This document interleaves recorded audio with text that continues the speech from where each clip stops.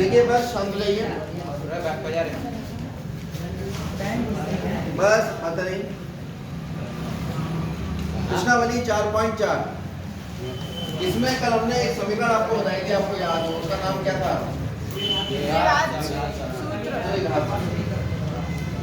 वो समीकरण ये थी जो बच्चे कर लिया थे, वो और इसमें हम निकालते थे विविक्तिका का नाम हमने रखा था डी। आ जाएगी, ठीक है। अगर विविक्तिका 0 होता था तो समीकरण के मूल बराबर या कैसे होते थे? कहीं और बैठ, बराबर तथा वास्तविक होते थे। और डी का मान अगर 0 से बड़ा होता था यानी धनात्मक होता था तो समीकरण के मूल वास्तविक तथा अलग अलग होते। और हमने कल बताया था पहले से ही अगर ये कह दिया कि समीकरण के मूल समान है, पहले से ही कह दिया तो विविक्तिका कितना ले लोगे आप? इसका मतलब यहीं पे कोई ना कोई राज की बात छुपी हुई है। तो जैसे ये सवाल है, ये एग्जाम में काफी आता है। पहला 2x² प्लस kx प्लस 3 बराबर 0 है समीकरण। और ये कह रहा है k का मान ज्ञात करो। क्या ज्ञात करना है? k का मान। और कब ज्ञात करना है?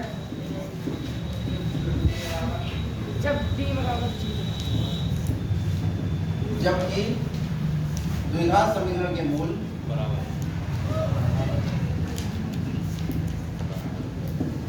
बराबर या समान है। समान। याद रखो, जब भी कोई सवाल आता है, एक लड़ाई की तरह लो। जब कोई सवाल आएगा तो इस लड़ाई में जाते हैं तो चाकू वाली लड़ाई में चाकू मिलता है, तलवार वाली में तलवार मिलती है ना। बॉर्डर पे जाते हैं, बंदूक वाली लड़ाई में बंदूक मिलेगी, है ना। कुश्ती होगी तो अपनी ताकत होगी तुम्हारे पास। ये कबड्डी खेल के आ रहा है ना, तो इसके पास कबड्डी खेलने की कोई ना कोई ताकत है, तभी तो खेल पा रहा है। जब बिना ताकत के खेल पा रहा है, उसकी भी टेक्निक है। ऐसे ही हर सवाल के अंदर कोई ना कोई टेक्निक छुपी हुई है। अगर सवाल उसने दिया है, उस सवाल में कोई ना कोई ऐसी चीज जरूर होगी जो आपको ये बताएगी या जहां से आप शुरुआत करो। यहाँ पर द्विघात समीकरण हम जानते ही हैं। अब उसने हमसे कह दिया कि द्विघात समीकरण के मूल समान है। इसी बात को पकड़ के चलो कि अगर मूल समान होते हैं तो क्या होता है? d बराबर 0। यदि आंसर शुरू कर रहे हैं, क्योंकि द्विघात समीकरण के मूल कैसे हैं? समान है। अतः विविक्तिका यानी d का मान कितना होगा? 0। विविक्तिका होता कितना है? पता होना चाहिए कि विविक्तिका 20 माइनस। अब ये बी ए सी कहां से आएंगे? बात ये आ गई। ये बी ए सी आएंगे द्विघात समीकरण से तुलना करके। कौन से समीकरण की? जो दी गई समीकरण। तो इस समीकरण की जो दी गई समीकरण है, दी गई समीकरण क्या है? दी गई समीकरण 2x² प्लस kx प्लस 3 बराबर 0 की तुलना मानक द्विघात समीकरण क्या है? ax² plus bx plus c बराबर 0 से करो भाई। a का मान कितना आ गया? 2। b का मान और c का मान 3। अब abc निकल आया और आपके पास 20 का माइनस पूरे चीज के बराबर है 0 के। क्यों है? क्योंकि समीकरण के मूल समान थे। तो इतना तो कुछ तो ज्ञान होना चाहिए सवाल करने के लिए। भाई यही छोटी सी बात याद रखनी है कि मूल समान है तो विविक्तिका 0 होगा। विविक्तिका मतलब d और विविक्तिका का मान होता क्या है? 20। तो हम इसी को लेके चलते हैं, क्योंकि b² माइनस 4ac बराबर 0। क्योंकि समीकरण के मूल समान है। बार बार लिख रहा हूं मैं ताकि तुम्हें याद रहे। चलो अब बी ए सी के मान लगाओ। बी का मान कितना है? k। तो k की घात तो -4।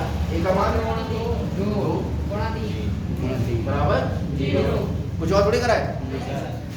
जो हमारे पास स्थिति थी b² माइनस 4ac, उसमें बी ए सी पहले तो यही नहीं पता था abc क्या है। ठीक है, abc हमने ढूंढ लिया। अब इसमें मान लगा दिया, अभी k आ गया, समीकरण बन गई। तो k का वर्ग बराबर माइनस का इधर जाके प्लस हो जाएगा। ये 4 दूनी 8 किया 24। और 0 में 24 जोड़ोगे, किसी भी चीज में 0 में जोड़ो तो संख्या हो जाएगी। जानते हो ये बात? गुणा करते हैं तो 0 हो जाता है और जुड़ती है तो वही। इसलिए आपने देखा होगा कि जनरली 4 दूनी 8 के 24 माइनस वाला इधर प्लस में ले जाएंगे तो हम 0 को दिखाते नहीं है कभी भी। हम ये मान लेते हैं कि आप लोग ये समझ गए हैं कि भैया 0 में जुड़ेगा तो जो संख्या इधर ले जा रहे हैं वही रहेगी, ठीक है। इसलिए अक्सर हम ये 0 वाला स्टेप हटा देते हैं। कुछ बच्चे में देखता हूँ परेशान हो जाते हैं। अब आज के बाद तो परेशान नहीं होंगे, इधर 0 है इधर ले जाओगे तो ये 0 की जगह सीधे ये संख्या आ जाएगी। के का मान कितना आ गया भाई? वर्ग जब भी बराबर के इधर जाएगा तो रूट बन जाएगा, वो वर्गमूल में जाएगा। वर्ग होता है ये, इसे कहते हैं वर्ग, और ये है वर्ग। दोनों एक दूसरे के दुश्मन होते हैं।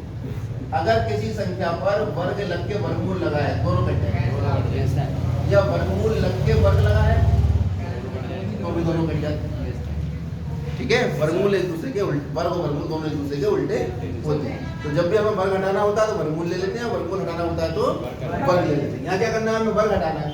क्या करें, दोनों ओर वर्गमूल ले लें। लिख दो यहाँ पर, दोनों ओर वर्गमूल। तो आगे से मैं ये जो है डायरेक्ट ले लिया करूँगा, ये लिखने की जरूरत नहीं है कि दोनों ओर वर्गमूल लेने पर पता है वर्गमूल का निशान लगा दिया, ले लिया होगा वर्गमूल। अब वर्ग से वर्गमूल कट जाएगा। तो आपने देखा कि सीधे सीधे कभी कभी इस स्टेप से सीधे इस स्टेप पे आ जाते हैं, क्योंकि हम ये मानते हैं कि तुम 6 साल में 8वें सब काम करके आए। मान लीजिए जो बच्चे भूल गए हैं वो आप समझ लीजिए कि वर्ग बराबर के इधर वर्ग है, वो इधर जब जाएगा तो किसमें बदल जाता है। इसलिए हमने सीधी सीधी बात बताई, जबकि बीच में ये प्रक्रिया है छुपी होती है। समझ में आ गई बात। और इसको मैं और भी बढ़िया तरीके से बता सकता हूँ कि किसी भी संख्या पे जो वर्गमूल है, यहाँ इसकी जो करनी घात है वो 2, इसका मतलब होता है x की घात 1/2। और घातों की घात की क्या हो जाती है, गुणा। दोनों तरफ अगर मैं वर्ग लूंगा तो घात की घात की गुणा हो जाएगी, 1/2 गुणा 2, x की घात 1 बचा। यानी ये भी तुम्हें पता लग गया कि वर्गमूल से वर्ग कट के 1 घात 1 क्यों आती है, ठीक है। ऐसे आए। चलो अब इसके टुकड़े कर लो अंदर भाई। 2 दूनी 4, 4 दूनी 8, 8 तो जो 2 बार गुणा हो रहा है जोड़ा करके वो बाहर आ जाएगा। क्या बचा 3 दूनी, तो 2 वर्गमूल 6 है मान किसका। और एक बात याद रखना, ये जो मान आता है वो हमेशा प्लस माइनस में आता है जब भी हम वर्गमूल लेते हैं। ये भी समझो ऐसा क्यों होता है। मान लो 2 का वर्गमूल कितना है, 4, तो आपने दोनों तरफ वर्गमूल ले लिया, कितना आएगा वर्ग से वर्गमूल कट के। अरे 4 का वर्गमूल कितना होता है, 2 गुणा 2 लिखते हैं तो वर्ग से वर्गमूल कट जाता है। चाहे ऐसे देख लो, वर्गमूल ये तीनों चीज जब दोनों बराबर हैं तो वर्ग से वर्गमूल कट के 2 आ गया, इसका मान है वर्गमूल 4। अच्छा -2 का वर्ग करेंगे तो भी तो -2 गुणा प्लस का ही आएगा, प्लस का 4 आएगा। और अगर वर्गमूल लेंगे दोनों पर हम पूरे पे तो वर्ग से वर्गमूल कट के कितना आ गया, तो -4 का वर्गमूल कितना आ गया, -2। जल्दी बैठो ना, जल्दी बैठो, समझ में आ रही बात नहीं।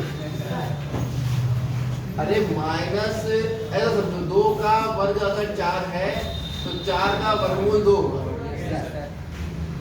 -2 का वर्ग 4 है तो 4 का वर्गमूल 2।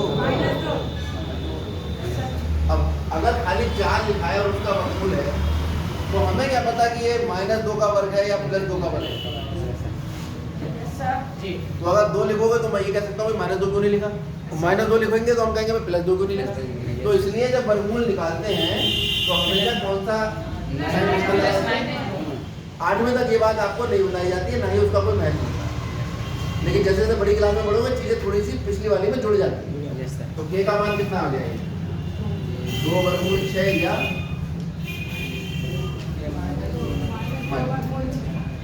ठीक है। अगला सवाल ये भी बहुत महत्वपूर्ण है।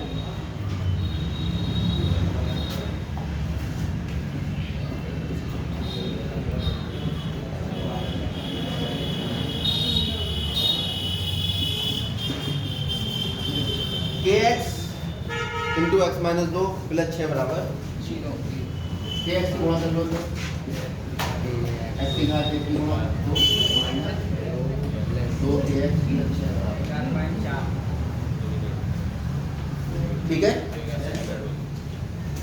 अब इसकी तुलना कर लो, यहाँ तो बाद में कहीं पहले कर लो, पता है जब करनी है। अरे किससे तुलना करे बिना तो सवाल हल होता ही नहीं है। से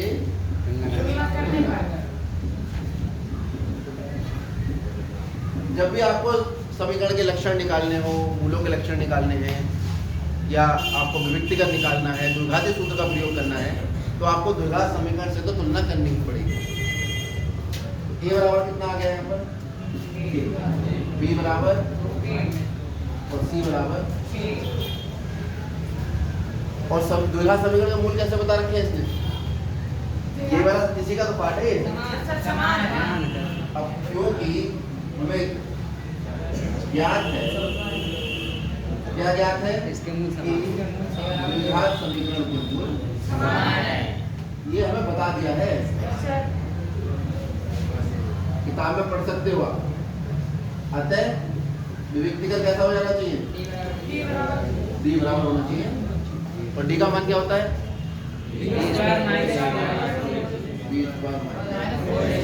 तो मान लगाओ, बी का मान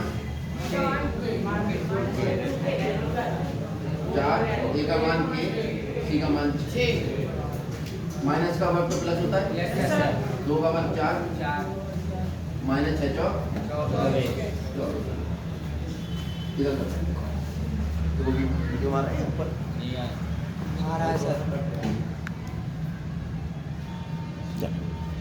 अब आप यहाँ देख रहे हैं 4k² - 24k, तो इसमें से आप देख रहे हो 4k² - 24k लिखा है, तो 4 और 24 में क्या कॉमन आ रहा है, दोबारा लिखिए, 4 कॉमन आ रहा है, इसकी घात 1 है, इसकी घात 2, छोटी घात कॉमन आ रही है, ब्रैकेट में क्या बचेगा, घात कम करके लिखो, 4 से 11 कम 4, ये बचा खाली -4 से 24, ये कॉमन आ गया बराबर, तो 4 के बराबर 0 या के बराबर 0, क्यों, क्योंकि दो संख्याओं की गुणा 0 आ रही है, एक ही तरीका है, दोनों में से या तो कोई एक 0 हो जाए या दोनों 0 हो जाए, तो दिक्कत तो नहीं इसमें।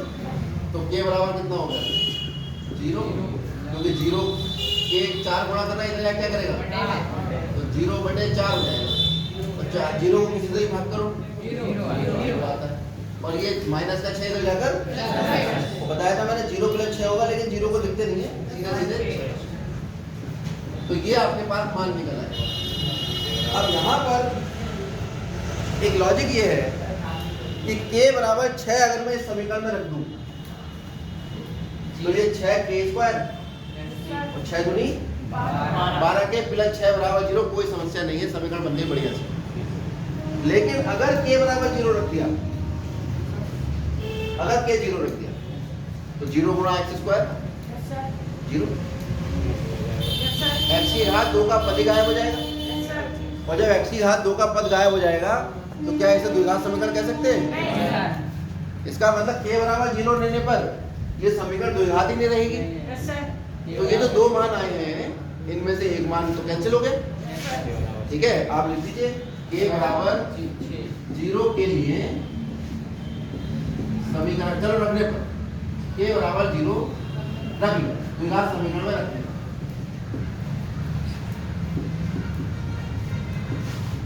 चलो रखो,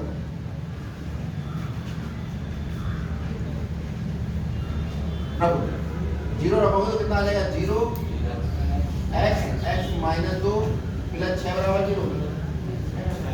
भाई समीकरण तो ये थी ना, k x गुणा x - 2 + 6 बराबर 0। अब तुमने अगर 0 रख दिया तो 0 + 6 बराबर 0, 6 बराबर 0। ये तो गणित के नियम ही बदल दिए इसने। 6 किसके बराबर आ गया, क्या ऐसा हो सकता है? और ऐसा क्यों हुआ, जब हमने k 0 लिया, k 0 लिया, 6 0 के बराबर आ गया, ये असंभव है, संभव है असंभव है, क्यों असंभव है, और ये असंभव क्यों हुआ, अतः k का मान 0 के बराबर नहीं होगा, तो फिर k का मान किसके बराबर होगा, दो मान थे ना हमारे पास, एक कैंसिल हो गया। अब आप कहोगे यहाँ क्यों नहीं कराई काम, क्योंकि यहाँ पे k का मान रखने से x की घात 2 0 नहीं हो रहा है, क्योंकि x की घात 2 में तो k है ही नहीं, है ना, तो ये तो कोई प्रभाव डालेगा नहीं, हमेशा द्विघात समीकरण रहेगी। लेकिन यहाँ पे अगर x का मान k का मान 0 आ गया है और यहाँ पे हम k का मान 0 लगाए तो x की घात 2 का क्या पूरा सारा पद ही खत्म हो जाएगा। तो ये तो समीकरण ही नहीं बचेगी, समीकरण तो x में होगी ना, ये तो x को गायब कर दे रहा है, तो इसका मतलब k बराबर 0 नहीं होगा। बहुत सारे कारण है k बराबर 0 ना होने के। क्लियर हो गई बात? कोई समस्या? नोट करिए।